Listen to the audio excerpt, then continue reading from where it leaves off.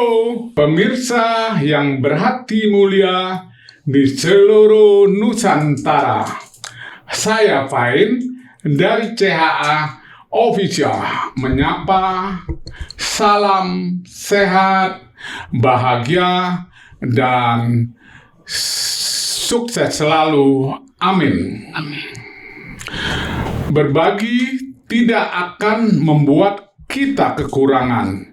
Justru ia mengajarkan kekayaan yang sesungguhnya. Di episode kali ini, kita akan menyapa saudara kita, Pak Bewok, dengan profesi pengamen kru film. Mendengar ceritanya, sedikit berbagi kebahagiaan, tetap di sini. Dalam dialog podcast kali ini, kita akan membahas 3 topik. Pertama adalah ilmu fotokopi dan cetak biru, pikiran sadar atau pikiran fisik. 2. Bahagia. 3. Sukses. Manusia pada dasarnya memiliki pikiran atau kesadaran 3 jenis atau 3 macam, yaitu pikiran sadar atau fisik atau otak atau masuk akal atau masuk logika. Pikiran sadar, ini kita sadar. Pikiran fisik karena kita punya tubuh fisik. Pikiran otak, kita mempunyai otak sebagai memori untuk menyimpan data atau informasi.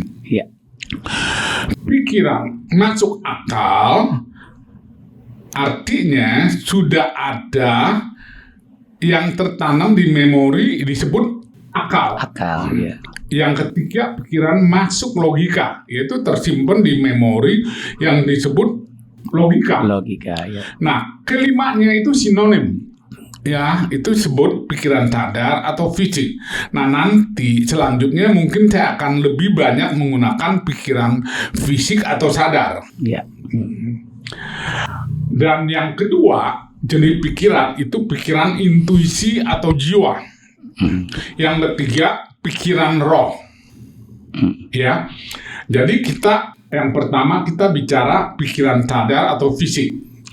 Cara bekerjanya pikiran sadar itu alat komunikasinya atau alat fotokopinya menggunakan panca indera atau 5 indera, yaitu yang pertama, 1. Mata untuk melihat. 2. Telinga untuk mendengar. 3. Hidung untuk mencium atau membau.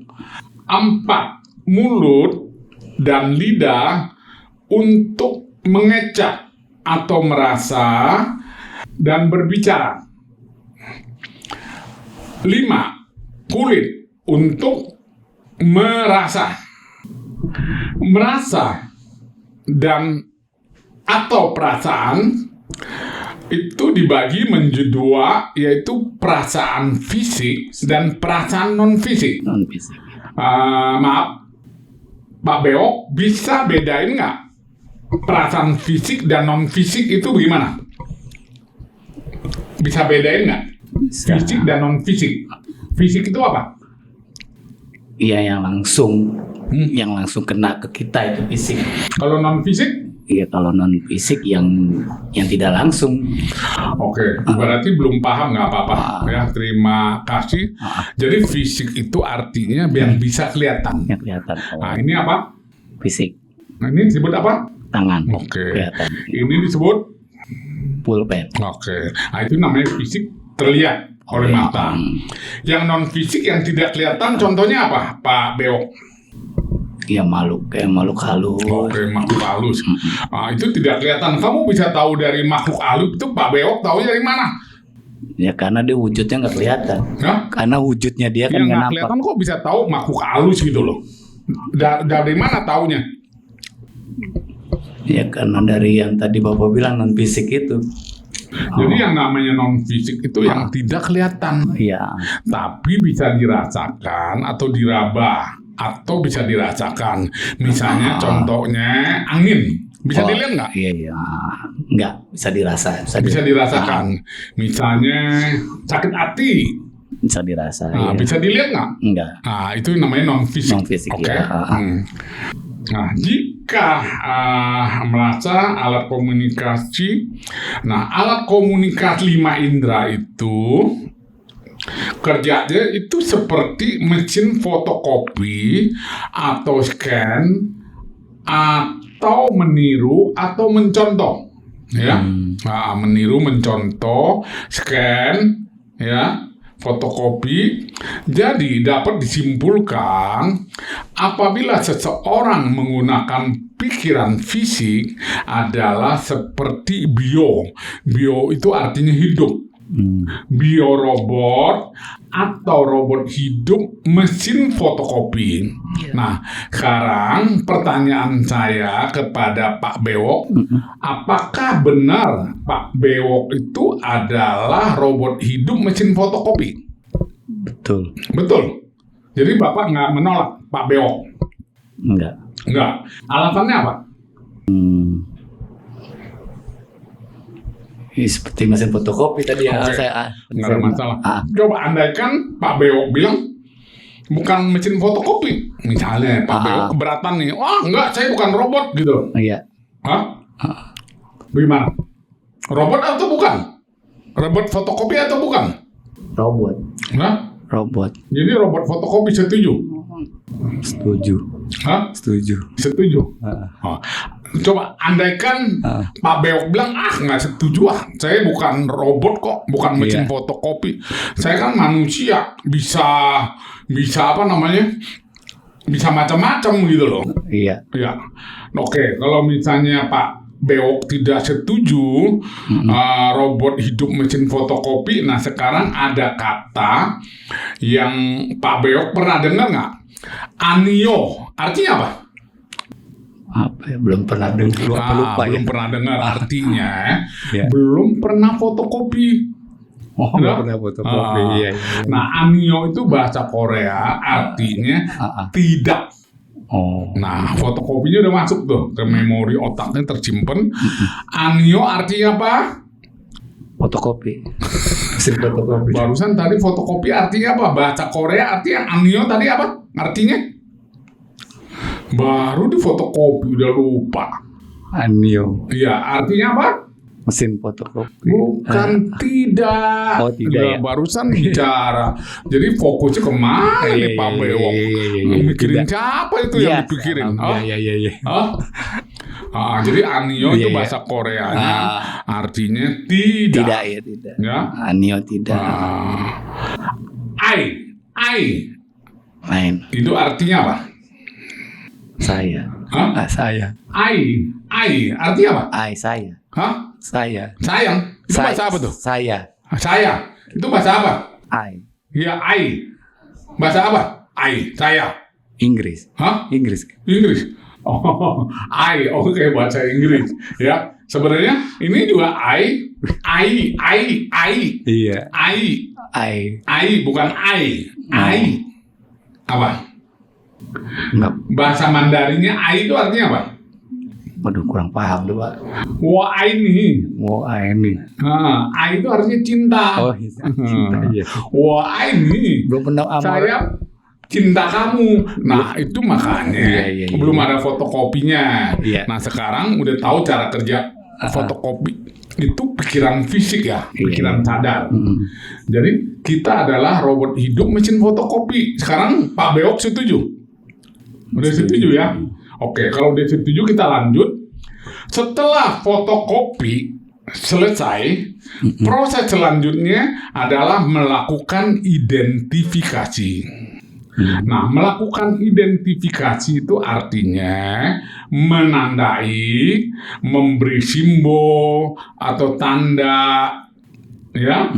Lalu kemudian dipilah-pilah menjadi 2 kelompok. Kelompok baik, kelompok Tidak baik. jelek atau tidak baik. Kelompok benar atau kelompok jelek. Kelompok baik, kelompok benar, salah, baik, jelek, positif, negatif. Nah, yang disebut polaritas atau dualitas yang selalu berpasangan atau berlawanan. Selalu harus ada pasangannya. Ya.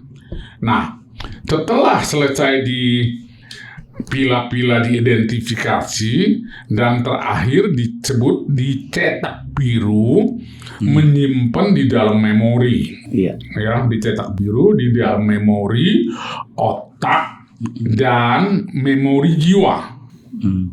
Nah, kalau di dalam memori jiwa yang disimpan itu adalah yang penting-penting. Tidak semuanya disimpan. Tapi kalau di memori otak semuanya disimpan. Ya, penting nggak penting pasti disimpan semua. Nah, jadi setelah selesai difotokopi, diidentifikasi, lalu dicetak biru, dan namanya selanjutnya dinamakan satu, keyakinan atau kepercayaan. Betul. Yang kedua disebut masuk akal atau masuk logika. Oke. Yang ketiga disebut iman atau beriman dalam hal beragama. Yang keempat itu juga disebut pola pikir. Yang kelima, ini lebih ke bahasa Indonesia, pola pikir juga bahasa Indonesia. Yang kelima itu disebut paradigma. Pernah dengar? Ya, paradigma itu sama, pola pikir. Ya. Nah, kalau istilah saya adalah cetak biru. Cetak biru. Ya, cetak biru. Dan yang keenam bahasa Inggris namanya mindset. Ya, mindset itu artinya menyetel pikiran, ya, mindset, pikiran, mengatur pikiran, dan yang terakhir atau ketujuh biasanya disebut karakter. Karakter. Ya.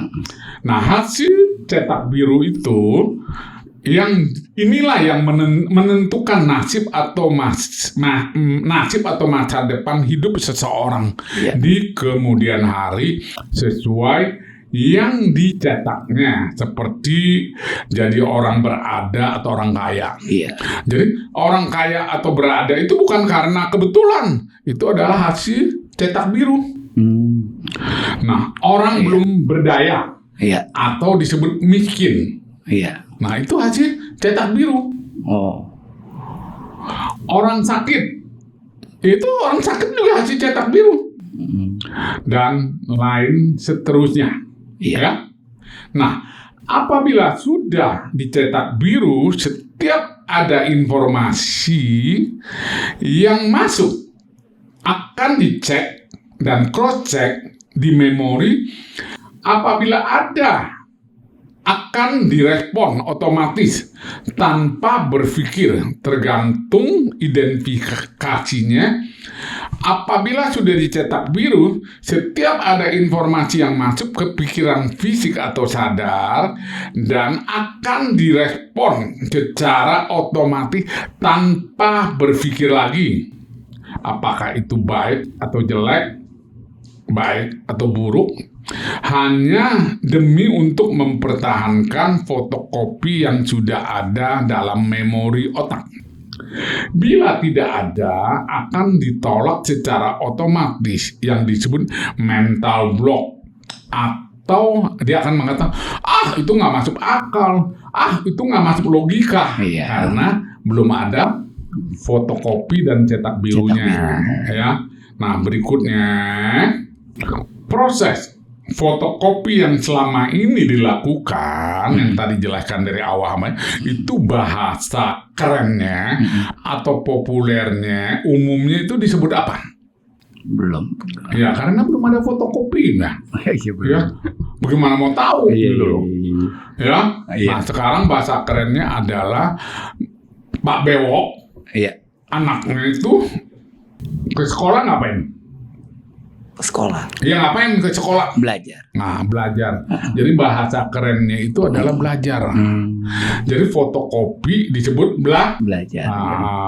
Nah, sekarang lebih mudah atau lebih gampang mana untuk menjelaskan kepada seseorang anak kecil atau anak SD atau anak TK kata belajar atau kata fotokopi yang lebih mudah dipahami? Yang mana? Ya, belajar. Hah? Belajar. Apa iya? Iya. Hah? Oke, kamu bilang belajar. Nah, sekarang belajar, definisinya coba. Tolong Pak Beok jelaskan definisi belajar itu apa? Belajar adalah titik apa? Apa coba? Ya, untuk mencapai sesuatu biar sukses. Jadi dengan kita belajar kita. Coba, kan anak kecil bagaimana mau mengerti ya? Nah, itu lebih mudah mana coba? Nah, coba saya ambil definisi belajar menurut Kamus Besar Bahasa Indonesia, ya. Iya. Belajar adalah suatu proses perubahan tingkah laku yang relatif menetap akibat interaksi dengan lingkungan melalui pengalaman dan latihan. Iya. Nah, jadi kalau kita menjelaskan seorang anak SD atau anak TK, ya, belajar adalah suatu proses perubahan tingkah laku yang relatif menetap akibat interaksi dengan lingkungan melalui pengalaman dan latihan. Kalau fotokopi adalah men-scan, meniru, mencontoh apa yang dia dengar, apa yang dia lihat. Nah, lebih mana mengatakan belajar atau fotokopi? Fotokopi. Tadi bilang belajar. Ternyata lebih gampang ya, lebih mudah ya. Gitu. Tapi definisinya agak beda. Jadi bahasa belajar itu kan udah bahasa baku bahasa Indonesia. Nah, bahasa fotokopi itu istilah saya. Saya mau populerkan untuk bahasa gaul. Ya, kalau ditanya, Fandi, kamu sekolah ngapain?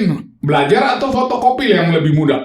Biasanya kalau anak murid jawabnya belajar. Iya, karena udah diajarkan begitu. Tapi umumnya lebih gampang menggunakan atau lebih mudah mengatakan fotokopi atau belajar? Pemahamannya loh. Ya, kalau buat pemahamannya fotokopi. Ya, lebih gampang ya. Lebih gampang fotokopi. Tapi baik itu tidak akan merubah. Nanti kalau kita bilang, Fandi ngapain kamu sekolah? Fotokopi Bu. Nanti nilainya diturunin tuh. Kata Bu Guru, siapa yang ngajarin kamu ngomong fotokopi katanya? Bapakku Pak Bewok katanya gitu. Oke, kita lanjutkan. Kita masuk ke pikiran, intuisi atau jiwa.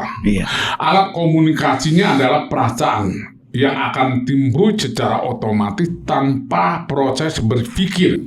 Umumnya seperti proses berpikir pikiran fisik ya, menggunakan pikiran fisik harus fotokopi dulu, lalu identifikasi dan cetak biru. Nah, pikiran intuisi itu tidak perlu kita berpikir. Dia otomatis akan keluar menggunakan perasaan. Nah, menurut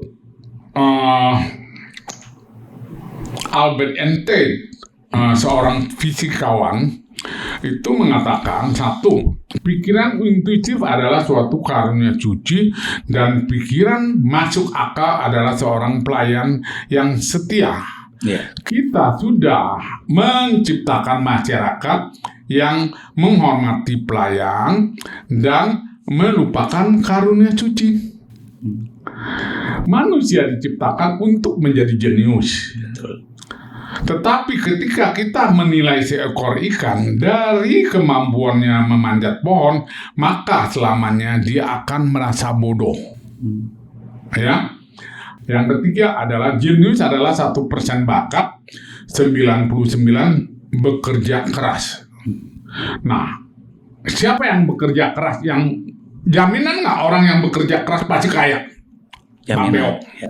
Jaminan kalau kita jamin, yakin tuh. Ya, kalau kita itu tukang beca itu kerja keras tuh, tapi nggak kaya bagaimana tuh? Tadi katanya jamin. Iya. Gimana? Kan tergantung profesinya juga, Pak. Tergantung. Iya, dia. Jadi mungkin perlu dirubah kata kerja kerasnya, perlu dirubah menjadi kerja cerdas. Iya. Ya, kerja cerdas bukan kerja keras. Kerja keras petani kaya nggak? Kerja keras itu. Kalau petani kerja keras. Ya keras, kaya nggak? Nggak kaya juga ya. Tapi cukup ya. Oke. Nah berikutnya lagi adalah pikiran intuisi sama jiwa kan udah. Yang ketiga adalah pikiran roh. Alat komunikasinya adalah perasaan. Ya. Pikiran roh itu sering juga disebut hati nurani. Betul. Ya. Pak Beok punya hati nurani nggak? Masih punya. Mau punya? Masih. Sering dipakai nggak? Sering digunakan nggak? Sering. Coba penggunaan hati nurani Pak Beok bagaimana? Saya mau dengar. Bagaimana contohnya? Memberi contoh yang mudah dipahami aja lah, supaya pemirsa yang belum bisa pakai hati nurani sekarang udah bisa pakai hati nurani, belajar dari Pak Beok. Bagaimana caranya? Hati nuraninya bagaimana? Ya kita menjalankan segala sesuatu itu dengan hati, jadi bukannya dengan. Ya tolong dijelasin dong, supaya jangan ngambang. Saya belum mengerti. Anggap aja saya anak SD gitu loh, Pak Beok. Bingung jawab jadi. Bingung jawab. Tapi bisa pakai. Pakai bingung ngejelasinnya aja, Pak. Berikutnya adalah kita masuk ke bahagia, ya. Nah, Pak Beok sekarang udah bahagia belum? Iya, kalau bahagia sih bahagia, Pak. Karena kan nama. Ini nih ada kata bahagia sih bahagia. Ada sedikit masih ada ragu-ragu gitu loh. Bahagia nggak? Bahagia. Ya, alasannya apa? Karena apa bahagianya? Ya karena kan yang namanya dulu saya sempet ya Pak ya. Ya adalah saya 18 tahun kan nggak punya keturunan ya dulu sempat ya. Ya karena saya sekarang apa yang saya inginkan gitu ya, saya memiliki keturunan ya alhamdulillah Pak, makanya bahagia udah punya keturunan. Jadi 18 tahun nunggu punya keturunan belum punya. Jadi bahagia. Iya bahagia. Nah, andaikan keturunan Pak Beok itu diambil orang, gimana bahagianya hilang atau enggak? Ya diambil siapa dulu nih? Ya umpamakan, ya diambil Tuhan lah. Ya kalau memang udah bahagia nggak? Tetap bahagia atau hilang? Tetap bahagia. Tetap bahagia. Ya. Oke. Jadi bahagia karena punya turunan. Ya. Oke. Yang lain lagi yang membuat Pak Beok bahagia apa lagi? Banyak uang atau kurang uang? Atau punya istri? Iya karena kalau menurut saya sih kebahagiaan nggak bisa diukur dengan materi juga sih Pak keuangan. Jadi kebahagiaan itu diukur dengan apa? Kalau materi tidak bisa diukur dengan materi, kenapa kita mengukurnya? Yang penting kan istilahnya ya namanya ya kita bisa enak makan, kayak enak tidur, kayak gitu aja Pak. Enak makan, enak tidur. Kalau nggak ada makanan gimana? Bahagia nggak? Iya kalau nggak ada makanan ya kita cari Pak. Kita cari usaha. Jadi kita cari ya. Yang penting mau cari makan. Ya. Bagus lah. Nah sebenarnya saya akan kasih tip bahagia itu sebenarnya sederhana ya. Yang saya setuju Pak Beok tadi bilang kebahagiaan itu bukan dari materi aja. Iya betul. Misalnya enak makan, enak tidur. Nah saya ambil contoh gini aja. Sekarang tolong Pak Beok itu matanya dipejamkan atau dimerem. Bisa lihat apa? Gelap. Ya nggak bisa lihat buka. Nah coba lihat. Bisa lihat jam, bisa lihat lampu, bisa lihat tangan saya. Nah harusnya bahagia. Iya betul. Ya. Nah telinga coba tolong ditutup, nggak bisa dengar. Nah kita bahagia. Bahagia dengar. Nah hidung dan mulutnya ditutup. Hidungnya dipencet sama 2 jari. Nggak bernafas, bisa tahan berapa lama? Iya. Nah, harusnya bahagia. Kita itu bahagia dengan apa? Dengan bersyukur ya betul. Bersyukur kita bisa melihat, bisa mendengar, bisa bernafas, bisa minum, bisa makan, bisa bab, bisa buang air kecil. Itulah bahagia. Tidak bisa diukur dengan materi gitu loh, dengan bersyukur. Oke. Sekarang bahagianya Pak Bewok tuh kapan aja? Waktu bahagia tuh kapan? Ya bisa kapan aja sih Pak, relatif. Oh, bisa kapan aja? Oke, ya. Jadi kapan aja bisa bahagia ya? Ya, yang namanya kalau kehidupan ya kalau kita bawa enjoy, bawa bahagia, walaupun istilahnya kita profesi kita apapun yang kita jalanin, asal kita niat kita benar, tujuan kita benar, ya kan? Ya insya Allah. Jadi apa yang kita jalanin ya kita bikin bahagia aja gitu, Pak. Oke, baik Pak Bewok. Nah, berikutnya kita ke topik yang ketiga. Yang pertama itu adalah ilmu fotokopi dan cetak biru. Yang kedua adalah bahagia. Sekarang kita masuk ke topik sukses. Ya. Nah, saya nanya Pak Bewok, sekarang merasa sudah sukses atau belum? Belum sih, ya, belum. Apa yang menyebabkan belum suksesnya? Jadi kesuksesan yang Pak Bewok mau itu apa? Kayak kalau menurut yang apa yang dulu mungkin saya masih kecil gitu ya, kita punya cita-cita, oh gue mau jadi ini nih, tapi karena ya namanya proses perjalanan hidup kan kita kan gak ada yang tahu Pak ya. Iya. Nah makanya ya udah, ya kita nikmatin aja namanya, yang tadi saya bilang namanya kita hidup. Ya. Dinikmatin. Jadi gini, setiap orang setiap saat selalu sukses sesuai dengan cetak birunya. Betul. Jadi dengan cetak biru dijamin pasti sukses selalu. Kata sukses sudah disalahartikan hanya untuk pencapaian seseorang dengan tingkat materi, yaitu kekayaan, kekuasaan, jabatan, dan lain sebagainya. Padahal setiap pencapaian apapun yang dilakukan siapapun sudah dapat dikatakan sukses.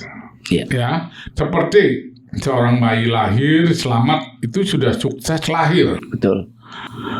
Mati pun disebut sukses, mati. Iya. Orang sakit pun disebut sukses, sakit. Iya. Oke? Iya. Miskin pun disebut sukses, sukses miskin. Iya. Orang menjadi kaya disebut sukses kaya. Orang celaka juga disebut sukses apa? Celaka. Orang mati dibunuh pun disebut sukses apa? Sukses dia apa? Dibunuh.